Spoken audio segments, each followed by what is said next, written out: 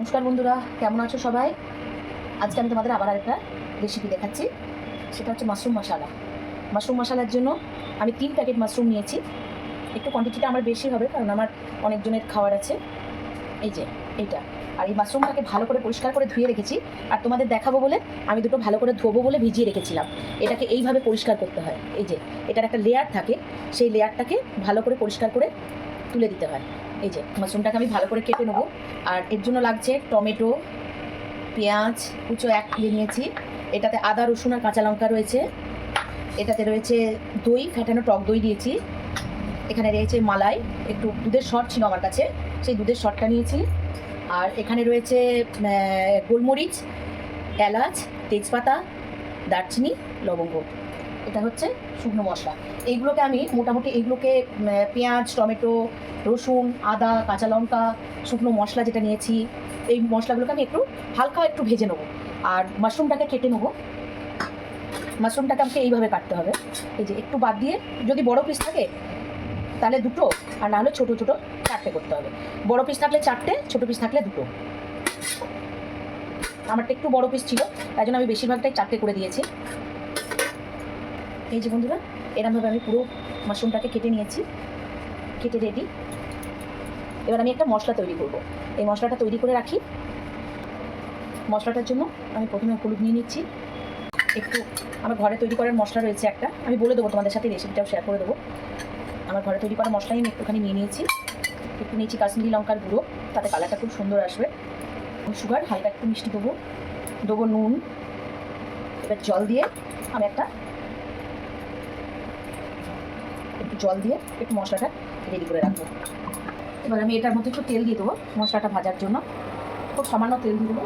বাদ দিয়ে বাকি যা মশলাগুলো ছিল সেগুলো সব দিয়ে দেবো। এবার আমি বাকি মশলাগুলো সব অ্যাড করবো এর মধ্যে। আদা রসুন আর কাঁচা লঙ্কাটা দিয়ে দিলাম এর মধ্যে। এটাকে আমি ভালো করে ভেজে নেবো। আঁচটাকে একটু কম করে ভাজতে হবে। মধ্যে দিয়ে দিলাম টমেটোটা, সব আমি একসাথে মতো ভেজে নেবো। এই যে বন্ধুরা, এরম হয়ে যাবে এটা। মশলাটাকে এরমভাবে ভেজে হালকা একটুখানি ওই পেঁয়াজ রসুন আদা কাঁচা লঙ্কা টমেটো শুকনো মশলা যেগুলো দিয়েছিলাম গরম মশলার মধ্যে, সেগুলোকে এরমভাবে একটুখানি ভেজে নিয়ে একটু ঠান্ডা হতে দিয়ে এটাকে পেস্ট করে নিতে হবে। এবার আসি পরের পদ্ধতিতে। এবার আমি বসাবো মাশরুম মশলাটা। কড়াইটা গরম হয়ে গেছে। এবার দেবো তেল, মোটামুটি 3 চামচের মতো তেল দিলেই হবে। দেবো খুব সামান্য গোটা জিরে ফোড়ন, খুব সামান্য দেবো দুটো তেজপাতা, দেবো পেঁয়াজ কুচিটা দিয়ে দেবো, কিছুটা রয়েছে। পেঁয়াজটাকে হালকা করে ভেজে নিতে হবে, একটুখানি ভেজে নেবো, বেশি না।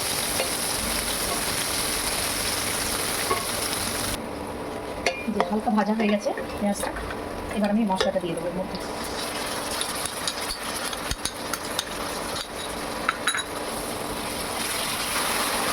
মশলাটা তেল ছেড়ে দিয়েছে। এরপর আমি যেটা ওই পেঁয়াজ রসুন আদা সব ভেজে রেখেছিলাম, সেটাকে পেস্ট করে রেখেছি, ওই মশলাটা দিয়ে কিছুক্ষণ নাড়াবো। আমি দিয়ে দেবো ধুয়ে রাখা মাশরুম থেকে প্রচুর জল বের হয়, আর আমরা আলাদা করে কোনো জল দেবো না। এই মাশরুমের জলেতেই মাশরুমটা সেদ্ধ হয়ে যাবে। প্রচুর জল বের হয় মশলাটা। আর এর সাথে আমি কিছুটা মটরশুঁটি অ্যাড করে দেবো। মটরশুঁটিটা দিলেও খেতে ভালো হয়, খুব ভালো হয়, টেস্টটা একটু অন্যরকম হয়। দেখুন বন্ধুরা, আমি একটুও জল দিইনি, দেখুন কত জল নিয়ে নিচ্ছে। মাশরুমে প্রচুর জল বেরোয়, প্রচুর জল বেরোয়। এই জলটা পুরো শুকনো হওয়া পর্যন্ত আমাদের অপেক্ষা করতে হবে।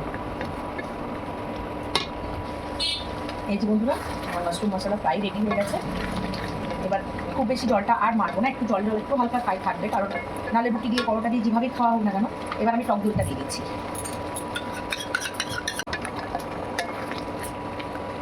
একটু দিয়ে দেবো কস্তুরি মেথি, আর দিয়ে দেবো মালাইটা, আমাদের দুধের শটটা আমি রেখেছিলাম, সেই দুধের শটটা। এবার আমি এটাকে নামিয়ে নেবো। আমার সব দিয়ে রেডি হয়ে গেছে। এই যে বন্ধুরা, আমার মাশরুম মশলা রেডি। এবার দেখো কেমন হয়েছে দেখতে, বলো তো। এটা তোমরা রুটি পরোটা লুচি ভাত সবার সাথে খেতে পারবে। যদি ভালো লেগে গিয়ে থাকে প্লিজ একটা লাইক কমেন্টস এবং শেয়ার করে দিও। টাটা।